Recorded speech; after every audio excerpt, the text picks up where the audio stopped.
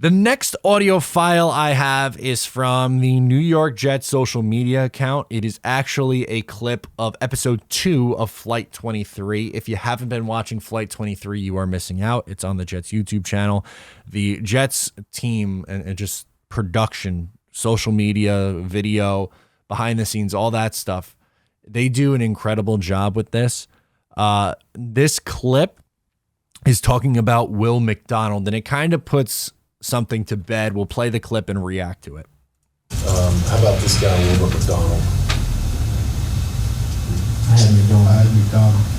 I had Will, this guy, Van Ness. That's exactly how I'd see it too.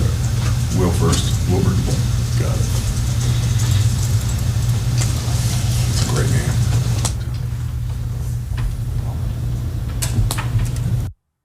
There we go. They're all talking about Will and how he was ranked as one of their highest edge rushers on the board.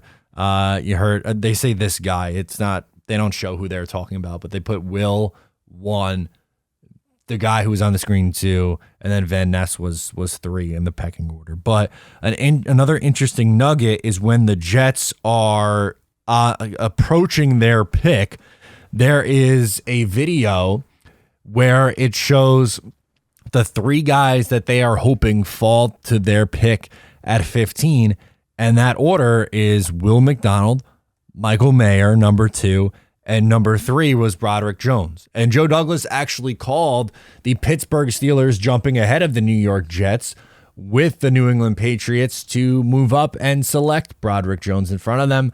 I think they liked Jones, but not nearly as much, obviously, as they liked, Michael Mayer at tight end, and even in front of that, how much they liked Will McDonald. So I was wrong. I was incorrect with the Jets' first round and how they maneuvered things. I think that was an interesting perspective that we were able to see behind the scenes.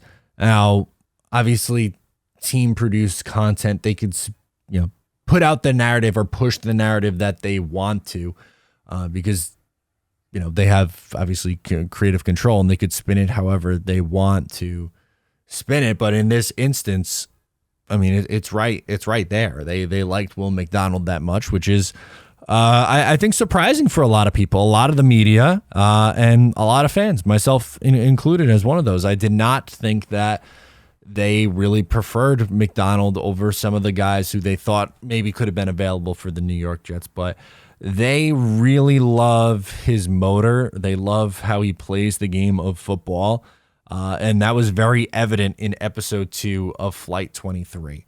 That was one of my bigger takeaways, not biggest, but one of my bigger takeaways is just how much they really view and love themselves, Will McDonald. You saw, and I've made fun of it, I don't know how many times, with the Jets talking Jets live stream over the 3 days of the NFL draft, talking about how we got Robert Saleh on the phone, calling him Game Wrecker. Hey, Game Wrecker, which is, we always got a good laugh out of, but they like him.